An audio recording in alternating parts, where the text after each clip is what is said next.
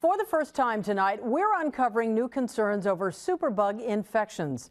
This is a story that begins with a local woman who tells me she believes her husband died from the killer bacteria.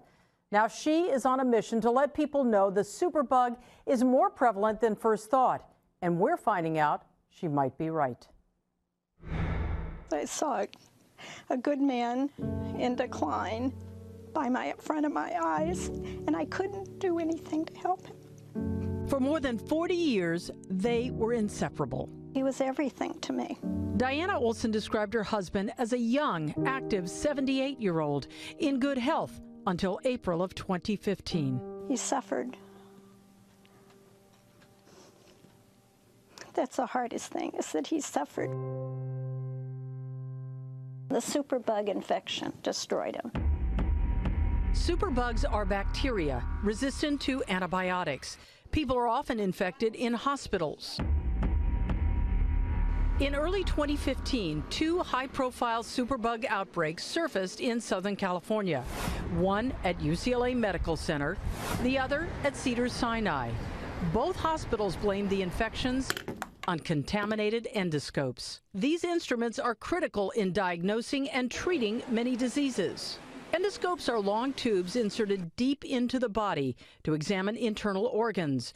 One scope can be used inside multiple patients. In late March 2015, scope manufacturer Olympus issued an urgent safety notification announcing new cleaning procedures.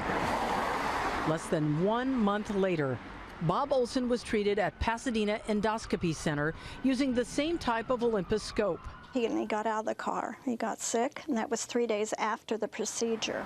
Olson would spend most of the next 4 months at Huntington Hospital.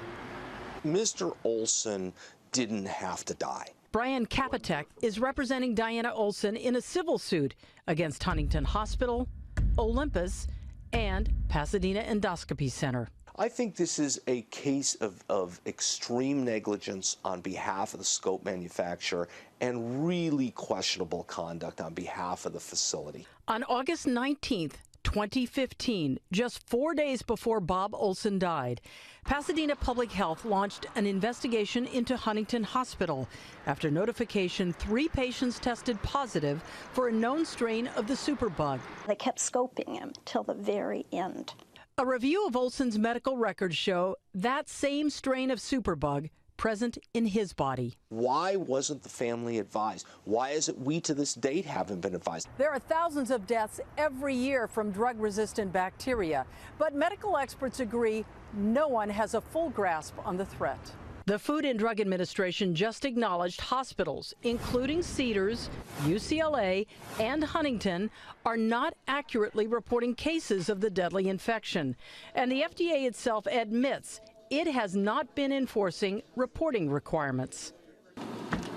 Diana Olson has tried to keep busy over the past year, but says she misses the man she calls the most generous person she has ever known. What do you think he would say to you if he could have a conversation with you today? I love you. I'm proud of you, and I appreciate everything you did to try to save my life. And I'm sorry it didn't work.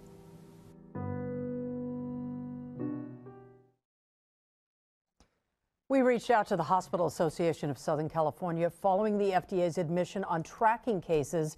In a statement to NBC4, they said, "Our hospitals and others agree there should be a better way." Now, for its part, Huntington Memorial Hospital does not comment on anything in litigation. Olympus and Pasadena Endoscopy Center did not return our calls.